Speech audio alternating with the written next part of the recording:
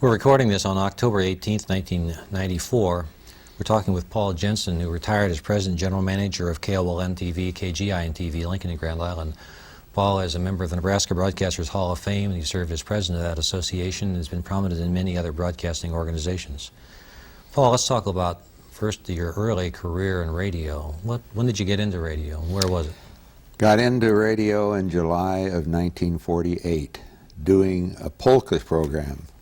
It was called the Crete Blue Valley program. I'm a Crete native. Well, not a native, but I call myself a native because I lived there most of my growing up years.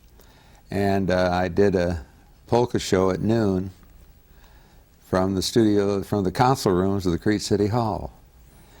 And I started in July, and about 3 months later, the night man at KOLN radio left, and they thought I was good enough to take over his duties, so then I became a full-time announcer, still doing the Blue Valley show at noon, and then the nighttime trick starting at 6 till sign-off, and running some record shows. A lot of it was network, mutual broadcasting, network drama at that time. Now, KOLN doesn't exist anymore. That's KLIN now. Where's it on the dial? 1400. Who owned the station in those days? It was a fellow by the name of Paul Fry and a few of his partners who owned KBON in Omaha and it was the Inland Broadcasting Company. They were the ones that first filed for a television license during the freeze of the early 50s. For Lincoln. Pardon? For Lincoln. For Lincoln, yes, for KOLN. They sold the station, the radio station, before it ever came into being, but they were the ones that started it, and who I first worked for. How long did you stay with the radio station? I guess 5 years. I was on the radio station doing disc jockey work, and I had a show in the afternoons called Gloombusters, which I enjoyed, and still think of fondly. The theme song was, what the heck was it? Grab your coat, get your hands, leave your words on the doorstep, just direct your feet. Sunny Side of the Street. Tommy Dorsey and the Pied Pipers did it. That was my theme song, and it was a 2-hour show every afternoon from 2 to 4, and I enjoyed that very much. And one thing was, you talk about freedom in radio, at least at our station there was much freedom to pick the music you were going to play. And now there's, I think, as I understand it, a certain list that disc jockeys have to schedule on their shift and be sure they're always played at least once during their shift. But that was not true then. We knew what we followed Cashbox and Variety and some of those others and knew what the top records were, and we always managed to play those. Who were some of the air personalities in radio in Nebraska at that time that you can recall that were favorites in the minds of the audience? Well, besides myself, you mean? Of course.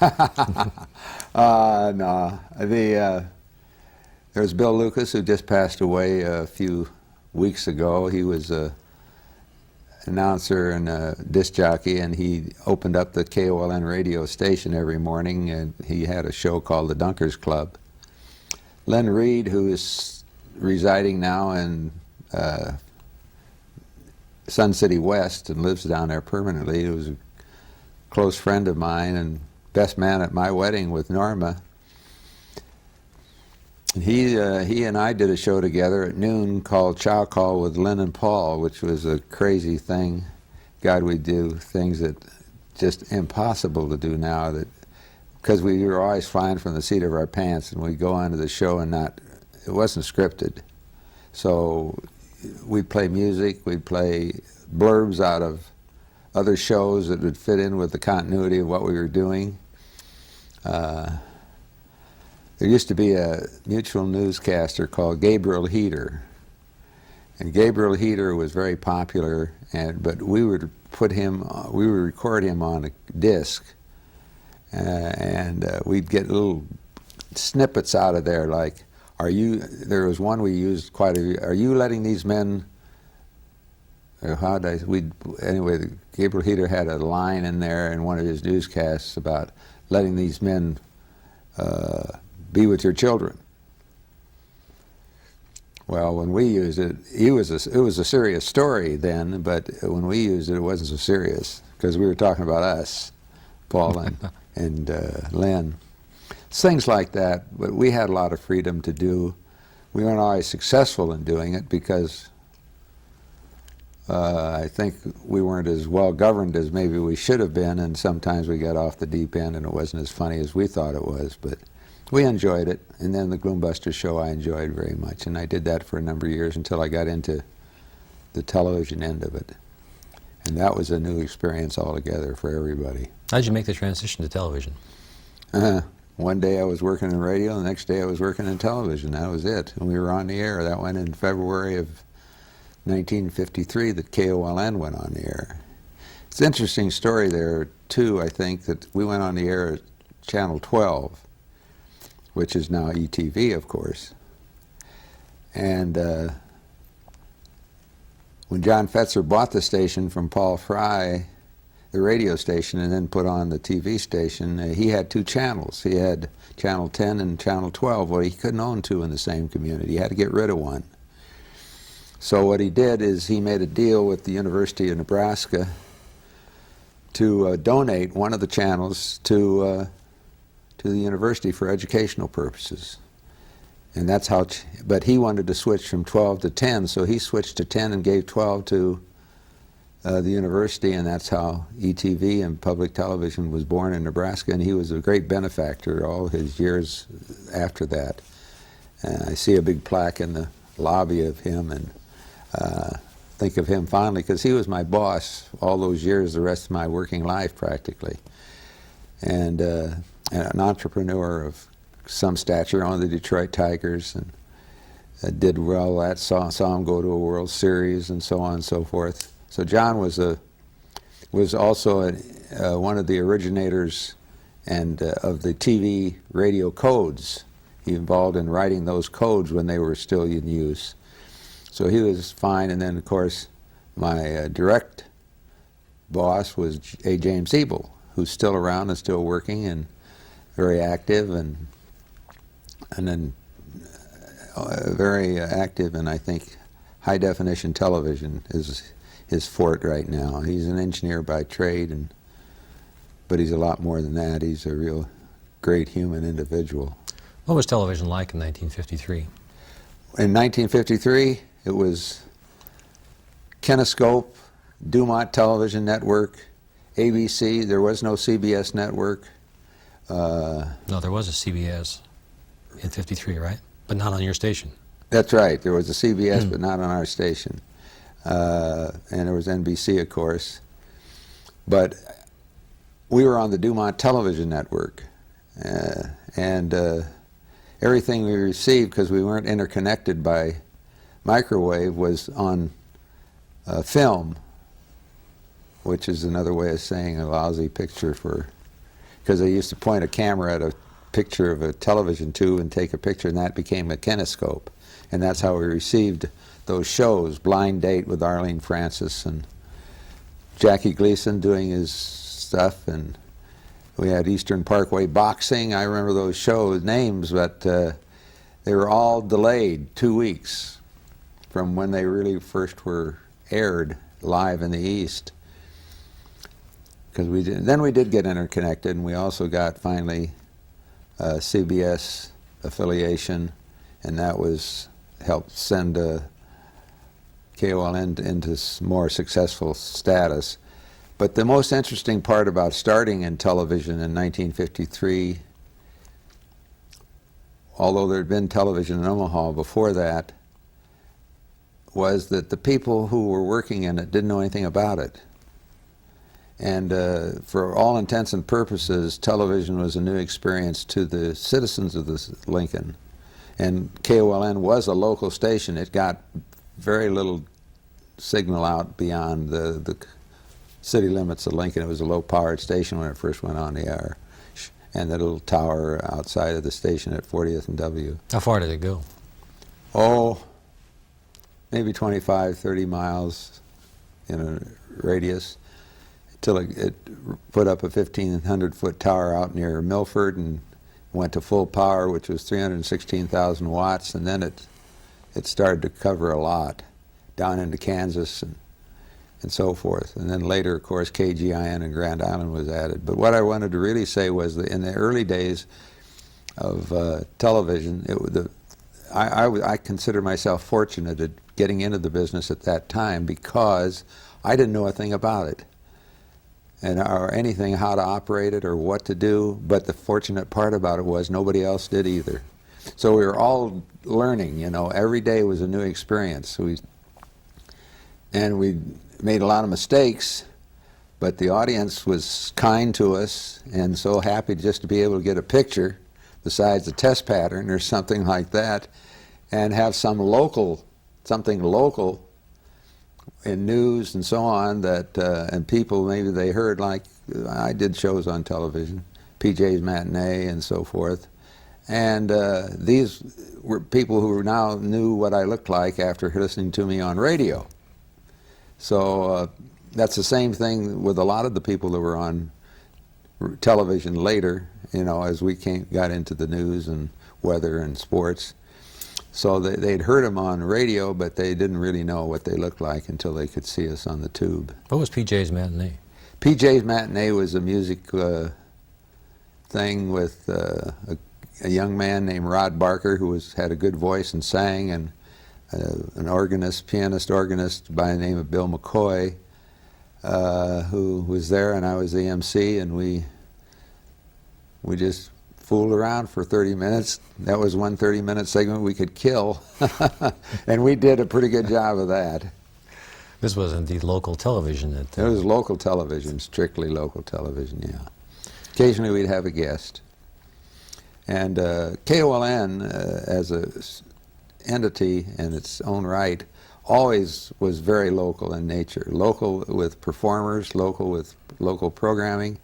The morning show, which I don't think is anymore as such, went on for years and years and years. Early morning show for an hour from 7 to 8 with people like Lita Powell Drake, who's still around, as you know, and works at ETV here, and a gal that I loved, Sarah Murdoch, who was a tremendous musician, played piano and organ, and she's passed away. Well, just a lot of people. And then Joe Kenny and so on and so forth, the weatherman, they were all part and parcel of the morning show. And then there was always the news. That was probably the standard for programming in KOLN, was the news and weather and sports. Lots of stations were local, and some of them have changed, and some of them have stayed the same, but what was the conscious management programming decision to have so many local shows during that period of time? Well, part of it was that's what we promised the FCC we were going to do when we got our license to operate. And when you made those promises, you kept them, because license renewal was coming down the line in another 3 years, and you were starting to prepare for it about a year later, year before the license renewal would be approved. So you had a legal reason for wanting to do it, but also Jim Ebel, I think, who was always a very staunch supporter of local television and local people, personalities, was promulgated that thought throughout his staff that, you know, we got to be local. We had 3 Omaha stations eventually coming into the Lincoln market, and they were our competition for the audience, ears and eyes. And so what could we do that was different than what they could do at that time? And the basic thing was our local news and weather and sports, which they had the same problem with. They were basically interested in the local news, weather, and sports of Omaha. I'm not talking about world news or the national news now. I'm just talking about local Lincoln, local Omaha, local area coverage news, and they could cover. They had all the work cut out for them just to cover their market. And so they could, unless it was a real big story operating out of the capital of Lincoln City, Nebraska, they weren't touching us much. So we had that to offer our Lincoln viewers and our other outstate viewers that they couldn't physically handle. What were your responsibilities when you first moved into television in the 50s? What did you do? I was production manager. What was the equipment like to use as production manager? Well, of course, all the cameras were black and white, and they were cumbersome. And there was, I remember our first microphone on a boom was made out of a tripod with a piece of gas pipe, counterweighted at one end, and a microphone hanging from it. And it was a camera tripod. It wasn't very stable, but it worked.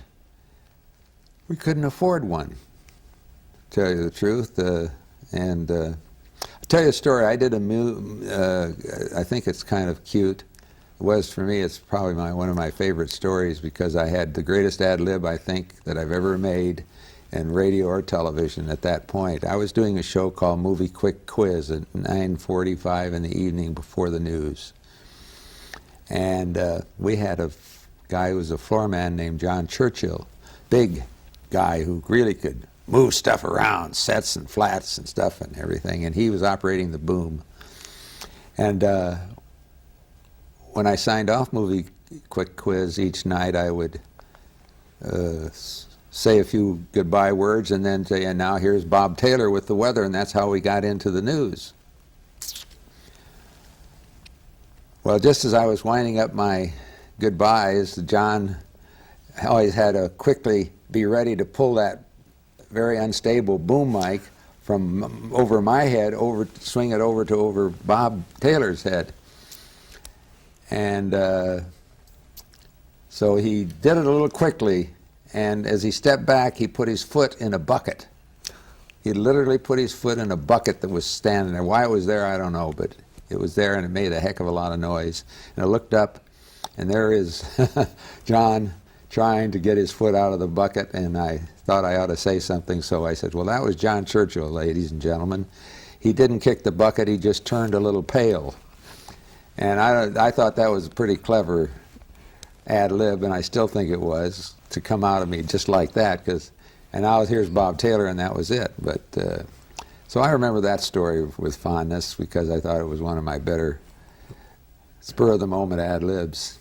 You mentioned that John Fetzer, the owner of KOLN, was a large benefactor of the university and helped establish KUON TV on Channel 12 and so forth. There was a period of time, brief as I understand, in which both stations did operate in the same facilities. When KUON TV first went on the air, they were limited just by the fact that we were on the air too, to a few hours in the day, and they used our studios. They had no studios. They eventually moved to the old Temple building in the basement. But at the outset for, I don't know, Jack McBride and Ron Hull could tell you, but I suppose at least a year they worked out of our studios with our cameramen and so forth. And one of the reasons they did is they had no budget. The university had not acquired a budget for the university's educational television station. And I think that Ron and Jack were probably paid out of the chancellor's budget, stolen out of there some way just to keep the thing going, but they didn't have any operational expenses or anything like that in a budget where they could do it. So it was our cameramen, our engineers, our lighting people, all that, and that did it. And they did some shows that were very good. They did one series, I think it was 13 or 26 weeks, called Great Plains Trilogy. If you remember that one, I think it's probably still around on Kinescope. And that had to do with this history of the Great Plains, and a lot of the stuff came out of the museum here, Nebraska Museum. Had a fellow that I can't remember his name, he used to play tunes on the ribs of a dinosaur or something with the mallets, like it was a xylophone. But that's how we started with them, and then they eventually the legislature eventually approved a budget for the university educational channel. Were both stations ever on the air simultaneously? Was that possible? No, not when they were over with us. No, it wasn't possible because they could be on the air if they were able to get other film or something like that, and we were live. But I don't recall that they ever were on the air at the same time we were. Local, that is. Now, is it before the advent of KUO-NTV on Channel 12, and as you described, the acquisition of the stations by John Fetzer, there was a KFOR-TV. Can you Yeah, recall there was a about that? KFOR-TV, and that operated. That's how we acquired 2 channels, because they were on Channel 10, and we were on Channel 12 when we went on the air. And then when Mr. Stewart decided he didn't want to operate a television station any longer, it was up for sale. That was when John bought it, and he acquired the channel too. And that was not illegal, but it was illegal to the point that he couldn't do anything with it. He had to get rid of it because he couldn't own 2 channels in the same community.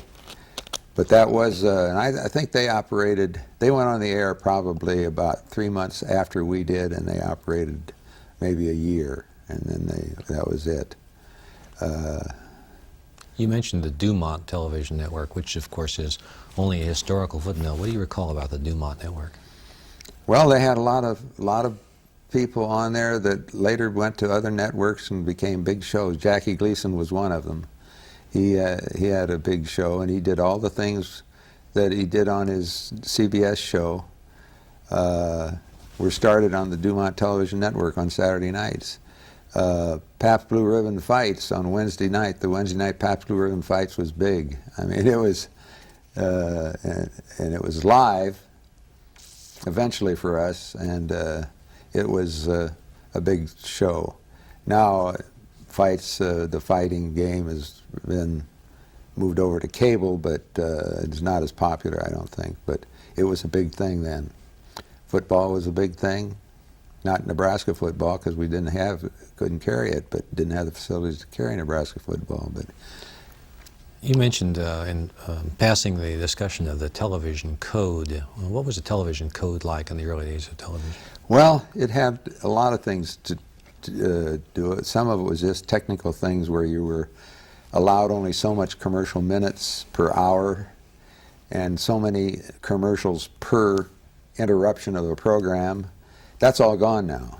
I mean, if they want to run 5 minutes of commercial, it's okay.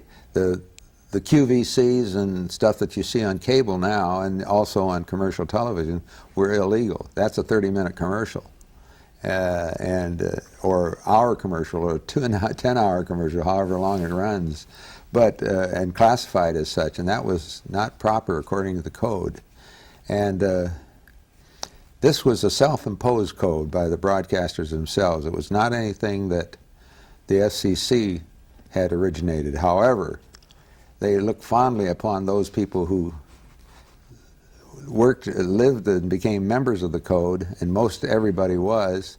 And but once you did, you better live up to what the code said. The FCC said, "Well, you're breaking your own code." You know what I mean? And that's a strike against you as far as license renewal is concerned, if you did it that way. But so you were very conscious of that. Then there was a lot of things as far as program content is concerned that the code, said. I mean, you couldn't see the cleavage and the brief bathing suits and all of that. That wouldn't have been allowed. And here I am with my gray hair sitting talking about this, and I'm an old fogey because it's very common and ordinary and a sign of the times presently, I think, but I still don't approve of it. Personally, I don't. After you were a production manager, you did spend a fair amount of time as program director of those stations, Right. did you not? What sort of changes, besides the ones we've just talked about in relationship to the codes, can you recall over that period of time as television? Well, I guess the changed? excess time, half hour at 6:30 to 7 in our time zone, was basically one of the biggest changes. And this was forced upon the networks to give up that half hour, because networks did have their primetime programming beginning at 6:30 in the evening. And they felt that there was, along with the syndicators and producers of other non-network programming, were pushing to the FCC to give back some of that time to the local station. And the local stations basically were for that, because it gave them more commercial selling opportunities that they didn't have when the network was in that time period. So that's when things like, you know, Cheers and reruns off of the network. I'm getting ahead of myself there, but I'm trying to think of some of the shows that are still there. Name That Tune was one. Wheel of Fortune? Wheel of Fortune is the one I'm trying to come up with. Is another one that was there. We carried the Muppets for a long time before they went off the air, and I still think I would love to see those original Muppets shows back, because they were good. Gosh, they were good. Jim Henson was a creative man, and I love the characters he developed on that show. And he always had some good guests, and there were guests that, star quality guests, that would come on the Muppet Show that wouldn't come on any other show, just because they knew the quality of that particular program. How was the decision made to put up the big tower for KOLN near Beaver Crossing or Milford? Well, at Beaver Crossing, well, it was mainly because, you know, we couldn't really compete with the Omaha stations if we didn't have a larger coverage area, because they were getting into, Douglas County was getting into Lancaster County, but Lancaster County wasn't getting into Omaha.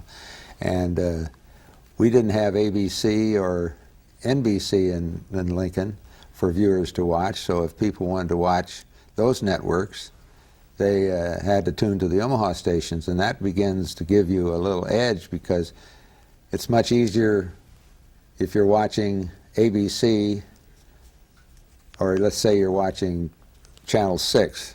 At that time it was an NBC station. Switch down to Channel 3, which is a CBS station, rather than going way up to 10 on the dial. And we didn't have remotes where we could click it at those days. You had to physically get out of your chair and go over and change the dial tuner.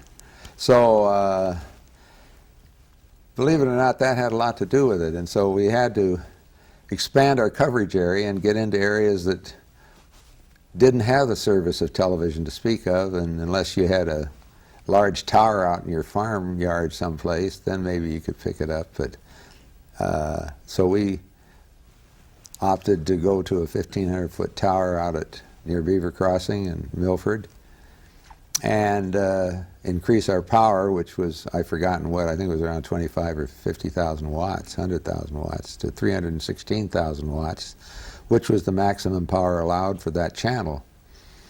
And that expanded our coverage area an awful lot. And of course, there was a hunger out there for people who lived out in those areas that were being blanked out with no television to get television. And we had sort of a monopoly, if you will, the station did, on those areas, because the Omaha stations didn't get in there either. They got into Lincoln, but they didn't get beyond Lincoln very far. And so that helped financially the station, and we moved on from there, and then eventually took on KGIN TV Grand Island. There was a Channel 11 out there that had been owned by a fella from Texas for quite a long time, but he'd never ever done anything with it. And he, like anybody else, had to keep renewing his license renewal every 3 years, and it was coming up again, and he was getting to the point to where I think the FCC was frowning upon renewing it, because he had to either do something or not do something and quit owning it, or build a station. And that's when John Fetzer made an offer to buy that station, and then he built Channel 11, and it became a satellite of Channel 10. All the programming that Channel 11 had at the outset, at least, was originated here in Lincoln at our KOLN studios. Eventually we did inserts with stuff from Grand Island, and we expanded the news and so forth, so we had reporter staffs out there. But at the very beginning, it was pretty much 100% satellite, a slave of Channel 10. Now this, in the ratings parlance, the stations generally worked in what was called the Lincoln Hastings Kearney market. How did that work? Right. Well, that's determined by the FCC is the one that makes the nomenclature break of the markets. There's the Omaha market, then there was the Lincoln market.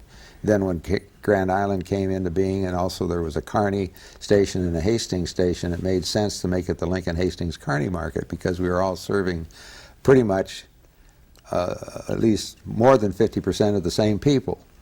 Kearney and Hastings weren't getting into Lincoln, but and Lincoln was basically not getting into Grand Island either anymore because there was no purpose in watching KGI or KOLN in Grand Island when they could watch their own Channel 11 and get a lot better picture.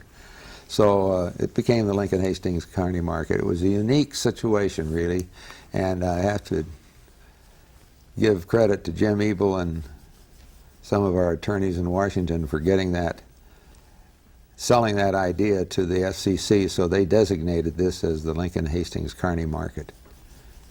But I didn't have anything to do with that. It was Jim Ebel's baby, and he carried the ball with that. In terms of the programming that provided the opportunity to serve a larger area, how much of Nebraska did the stations in northern Kansas, how much did that geographic area, when you were considering programming? I'm trying to remember the number of counties it was. We had a tier, the northern two tiers of counties of Kansas from straight south of here near Marysville over to Kensington, Kansas. And then we went out to, there was a translator on the water tower at North Platte, so they got us out at North Platte, so we go out that far. And other towns like O'Neill and Superior and so on and so forth. So we carried, oh gosh, we must have had, I'm trying to remember now. I'm sorry, Larry, that I can't bring that exact figure up, but the market was somewhere around, 50, 60 counties at least, maybe more than that. And I wrote we had a sales pitch that we used to take around to national advertisers. And I wrote a sales thing that we put on slide and tape called The Spirit of 76. And it was because we were at that time rated as the 76th largest market in the country. And so I used that terminology, and I have to say I won an award on that one through the Television Bureau of Advertising. And it was very positive move towards letting the buyers and ad people know about the Lincoln Hastings Kearney market. It was hard to explain to them because, you know, they weren't used to Lincoln Hastings Kearney, 3 names. They were used to the New York market, the Atlanta market, the Omaha market, whatever it was, and that was it. But not that. But so that we peddled that tape machine and slide machine all over New York and up and down Fifth Avenue, and went to every agency in Chicago, I think, and everyone in New York and Detroit and Milwaukee, and showed it to them. Plus some, not just the agencies, but the actual advertisers themselves. Like went to Cincinnati and showed the things to the P&G people and so on. How did the advent of cable systems impact the way that commercial television stations did business in your period of expertise? Well, when I left, it hadn't changed a lot because cable, as it is, in the last 7 years, cable in Lincoln has grown an awful lot. And the amount of service that it's providing, a number of channels that are there for the basic users have, 40 channels. 39, I guess, but it goes up to channel 40. And then there's the other channels, the pay-per-view and the so on channels if they opt to do that. But basically the cable system's service at that point was our service and the other station's service. They were rebroadcasting our signals. They didn't have their own programming per se to any great extent. And of course we were very anti-cable because they were competition. And it made it very tough on the ARB, American Research Bureau, and Nielsen, who were the rating people at that time, to differentiate when people were keeping their diaries what they were watching, a cable signal or they were watching the actual television station signal. And I guess it really didn't make any difference, except that in our case, when you had two channels, CBS channels in the market, were they watching channel 3 or 6, or 3, or were they watching channel 10? Who should get credit for that? Viewers watching, and it made it tough, but I think they did a pretty accurate job. They got it down scientifically to where it did a good job. So we could, ratings are not perfect. They never have been, and people expect them to be, but they aren't. But they do give you an idea, a measure on what your audience viewers are and how many there are out there. If they say, you know, you got a rating of 35, which is fantastic, you know, that was All in the Family was a 35 rating all when it's years, and you got so many million people, 10 million people watching, let's say, just pulling a figure out of the air, probably more than that on that show.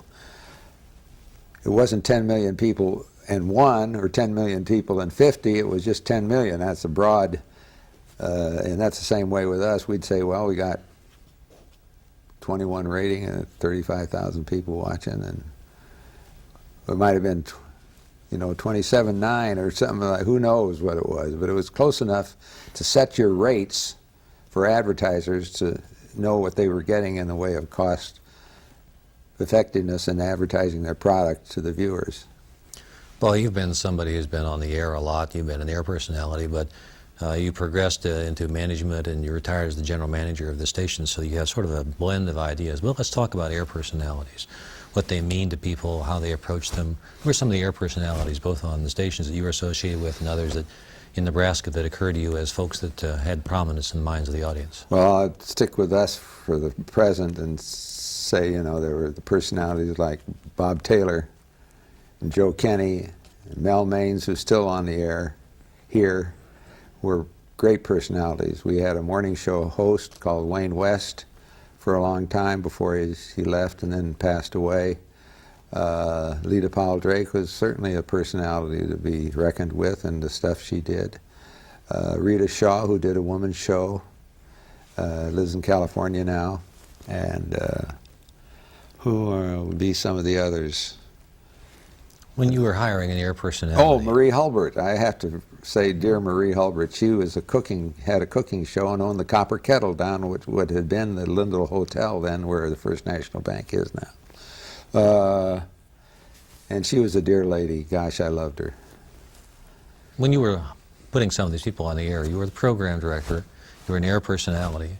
When you decided to put some of the people on the air, how did that work in terms of making those decisions in the early days? Well,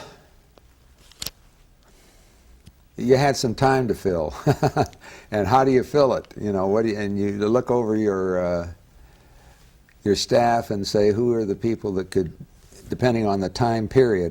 Was it morning time or afternoon time or evening time? Exclusive of the news thing, the other types of shows that you might do, who could most fulfill that bill in entertaining or informing or doing whatever, whether it was a cooking show or a talk show or whatever. And then you'd, say, well, I'd like to have you do this, and we'll build a show around you. And pretty soon you had one, that's all. It wasn't very scientific. What about CBS? What do you think of CBS over the years that you were affiliated with that network? Well, I thought when I was with it, and over the years, I can't speak to it now, but so much. But it was the premier network, and for most of the years, for at least 15 years, it was the #1 network without a miss. Bob Wood was the who's since passed away, was the president of CBS for a long, long time. And he and his staff put CBS as #1 after NBC had been there for a long time. And with Pat Weaver and so on and so forth, he was the president of NBC and was the one who originated, I have to give him credit, he originated specials, and he originated miniseries. And those were two very novel ideas at that time, and nobody thought they would work, but they did. And you know, you can't pick up a guide listing, a TV listing, program listing now without seeing miniseries and entertainment or drama specials on every week. What about the CBS personalities? CBS personalities, well, there was Walter Cronkite, of course. He was probably #1. Charles Kuralt, I always loved. How did those people who were nationally prominent play in Nebraska? Were they great? Well, those two people I mentioned were great because they were very down to earth appearing, and I think really were. We had both of those people out here at one time or another, and I felt that they were our kind of people. You know, Cronkite came from Missouri, I think it's St. Joe, wasn't it, or someplace like that. Charles Kuralt came from a small town in Carolina, one of the Carolinas, but he traveled all over for every nook and cranny of this land on the road, and you had to have certain personality to walk into a small town like he did in Virginia or in the backwoods of Tennessee and fall right in with the people, you know, and be their friend immediately. And that's the personality of Charles Kuralt. He was interested in people, and so was Cronkite. I think that when you look at Dan Rather and Connie Chung, they do a good job now, but they're different personalities. Although you can see once in a while when Dan Rather gets out of from behind his desk and onto another show like he has a couple of times lately on the David Letterman show, that he's got another side to him too. And it's a comical side and it's a fun side, but when he's behind that news desk reporting, you don't see much humor. Well, there isn't much humor for him to see if you report stuff from Bosnia and, you know, wherever it may, the trouble spots of the world may be happening. I mean, it's... What sort of things can you think of about Nebraska broadcasting generally in your period of time as an air personality, as an executive, as a leader of the Broadcasters Association? Kinds of things that fit together in terms of broadcasting in this state that perhaps give it a sense of uniqueness. Sense of what? Uniqueness. Uniqueness? Well, I don't know if we were unique at any one time or another. I think we had... I think one of the things that all of the Omaha stations, and I'm not sure about Kearney and Hastings, but I think that's true, and us, was we had personnel with longevity. I think the people who were on the air and behind the scenes stayed with the stations a long time, and that gave stability to the operation, and it gave stability to the viewership because they got to feel like they knew the people.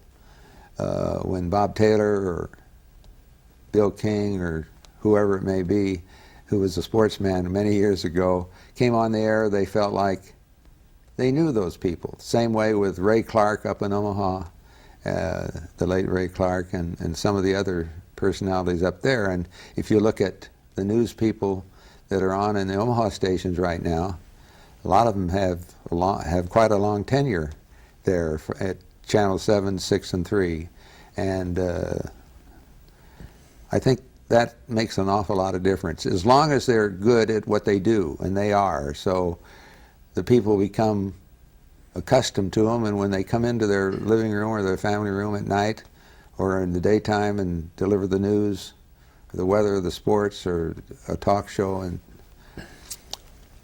they're guests in the living room of that person's home, and they have to be acceptable to those viewers. Now, that's part of the game, I guess, is finding people who are that way and who can be accepted by the viewers in the market you're in. And we're basically an agricultural state, and we have a lot of people who don't like these fancy Dans coming through. You know, I mean, that's for, and they have to. And anybody that comes in from out of state as an on-the-air person learns fast that they got to be down to earth and no airs, because that is not going to be bought by the viewers. When you were starting out as a young man in broadcasting, who were some of the people who were already on the air at that time that you had heard of and you liked? Locally, you mean, or in Omaha? Oh, I suppose Ray Clark comes to mind as one of them. He'd been in radio. Johnny Carson, when he first started. Of course, I was a friend of John's, and he did a thing called Carson's Cellar in the afternoon on WW that was later turned out to be his stepping stone to fame, when he took a kinescope out to California and showed it around and finally got to do a little bit. I tell this story about John, how he broke into the California Los Angeles market, and that's not easy, believe me, because you can think of what the competition must have been. And there was a gentleman who was the manager and head of Butternut Coffee in Omaha at Paxton Gallagher, who now, I don't know if he is now or he's retired, but he became eventually the head of Coca-Cola. But anyway, Don Carlos was his name. Well, anyway, John took his little kinescope out to California and hit all the stations and everything, and nobody was really interested. And he came back pretty dejected about it, and Don Carlos said, "Look, John, I'll do you something. You go back out there, I'll buy 5 minutes of time," and I can't remember, I think it was KTLA, which was the independent station out there, no network affiliation, in the morning, say 5 minutes at 8:55 or 9:55, whatever time's available, and Butternut will pay for it, it'll be your sponsor. Because Butternut was a big brand name in California, so it wasn't just wasteful thinking on his part, but he says, "And you do it, Coffee with Carson." So he did, and it was 5 minutes, didn't give him much chance, but one day, there was a comedian by the name of Red Skelton, who watched Carson regularly at that Coffee with Carson bit and loved him. And he called up one day and he says, "You know, I'd like to be on your show, John." And I think probably Johnny about fell off the seat of his chair and said, "You would?" He says, "Yeah, but I'll come on, but there's only one thing. I don't want to be on the desk at the desk with you. I'll sit behind you and you can't talk to me. You don't even acknowledge that I'm there." John bought it, and Red Skelton came on and sat behind John for the 5 minutes.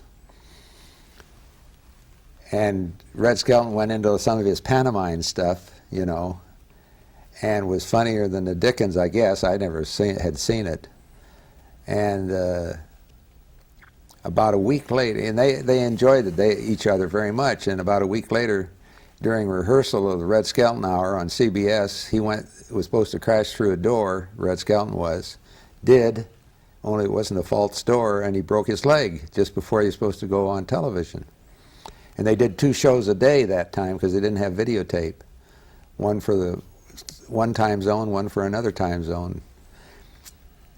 So he says, "What shall we do?" He says, "Call Johnny Carson, let him MC the show." And John came on at the spur of the moment and MC'd that show and did a heck of a job. And that was his big break, I think.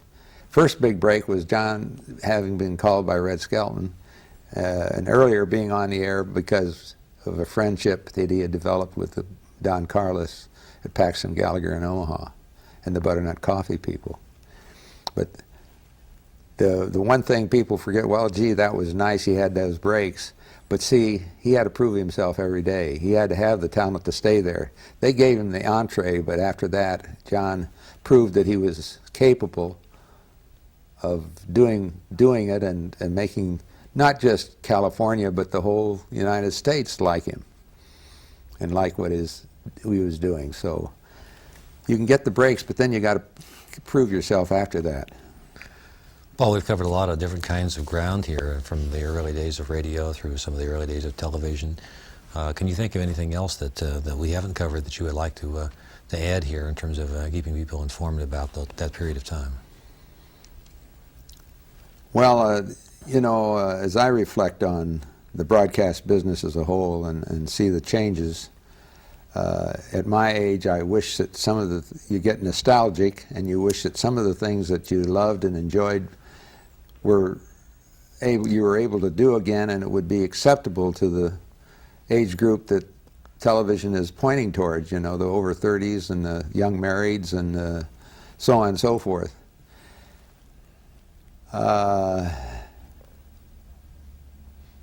But that's not possible. Times change. The whole temperament of the country changes. Lifestyles change. And television is a reflection of that. I mean, a lot of people think that television sets the pace and motion pictures set the pace. They don't. They reflect what the people want. They have to. They have to know, be wise enough to see this is what people will go to see and what they will enjoy. And I've got a couple of movies that I'll watch anytime I can see them. And one is When Sally Met Harry. I love that show. And with Billy Crystal and Meg Ryan. And then the other one was with Tom Hanks and Meg Ryan, called Sleepless in Seattle. Now those are my kind of shows because they got a lot of, well, it's family, it's kind of a tearjerker in some ways, and it isn't all killing and shooting up stuff and things like that. I like action adventure too, but I like a John Wayne Western rather than a Sylvester Stallone one, you know. I'd really prefer that, but that's just my own taste. It doesn't mean it's better, it's just that's what I like. And I think that the changes that have come about on television, except for the things that are allowed to be viewed on television, is the thing that I regret. I think that wasn't necessary. A lot of it isn't necessary. We did it before without it, and everybody got the idea. If somebody was going to bed with somebody, you didn't have to show them in bed together. You just knew they would. The camera panned up to the window as the sunlight was coming through in the morning, and you knew that those two had been to bed. That's all they had to have, but you never saw them in bed. It's not necessary. To some degree, it's better because it leaves to the imagination of the viewer what was happening, and that goes in other areas of the drama today. I think they don't leave much to the imagination. You know, they show it. They don't just let the viewer take over and let his mind do it. So that's about all I can think of right now. Well, Paul, we thank you very much for providing this information. We've asked you a lot of the things in a rather short period of time, and we'll have to come back to you and ask you some more things at another point. Well, that's very fine, Larry. I thank you for inviting me, and I've enjoyed the time to reminisce, and I would love to come back sometime when I've got some fresh things to remember, and you got some fresh questions to ask. Okay. Thank you.